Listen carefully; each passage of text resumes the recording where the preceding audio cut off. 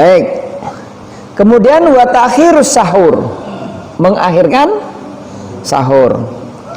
Rawa Ahmad fi musnadihi, Imam Ahmad meriwayatkan dalam musnadnya, annahu sallallahu alaihi wasallam qala, beliau bersabda, la yazalu ummati bi khairin ma ajjalul iftar wa akharus sahur. Tidaklah suatu kaum selalu dalam kebaikan jika mereka mensegerakan berbuka dan mengakhirkan sahur.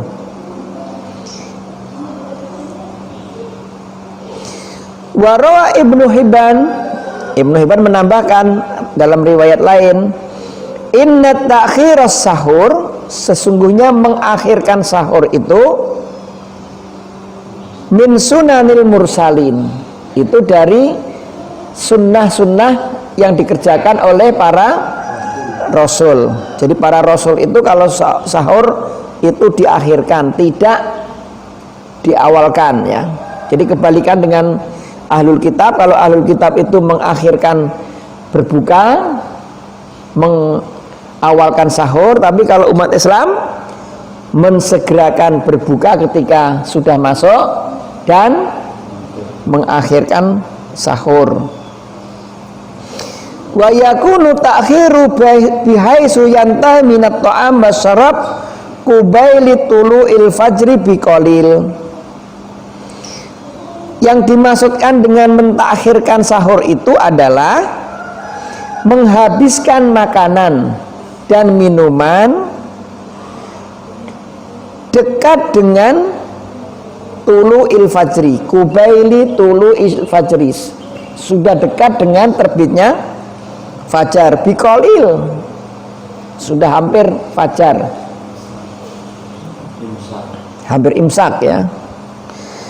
An Ibnu Malik radhiyallahu anhu anna Nabi sallallahu alaihi wasallam wa Zaid bin Sabit tasahhara.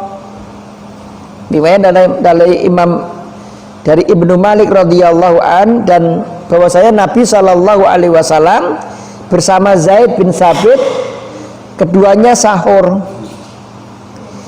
Falamma faragha min sahurihim qama Nabi sallallahu alaihi wasallam fasalla. Begitu selesai sahur, tidak lama Nabi sallallahu alaihi wasallam berdiri untuk mengerjakan salat. Qulna li Anas, kami berkata kepada Anas, kam kana baina faraghahuma min sahurihima wa duhulihima fis shalah.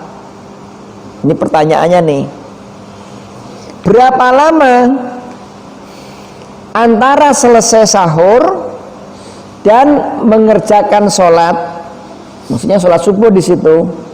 Artinya berapa jarak antara akhir sahur dengan sholat subuh. Niat. Jadi kan tadi perintahnya mentakhirkan apa? Sahur. Nah sekarang berapa jaraknya? Qala qadru ma yaqra'ur rajulu khamsina ayah. Kira-kiranya, ukurannya adalah kira-kira kalau seseorang membaca 50 ayat. Jadi antara berhenti sahur dengan sholat subuh itu ada jeda yang kira-kira jaraknya 50 ayat. Kalau kita di Indonesia, yang maklum di Indonesia ada istilah imsak.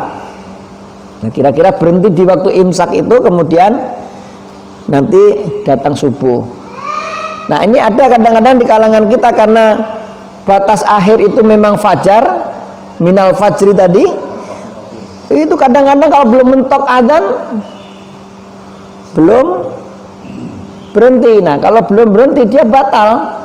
Begitu masih ngunyah-ngunyah tak adzan itu batal itu. Wah, ini punya tanggung, udah dikunyah, dielek juga ujungnya, ditelan mubazir. Nah, makanya yang paling aman adalah ketika kita juga apa? Membatasi makan dan minum ketika sudah imsak tadi. Kalau di Indonesia istilahnya al-imsak, walaupun istilah ini banyak yang mengkritisi kok namanya imsak. Imsak itu ya saum sendiri gitu.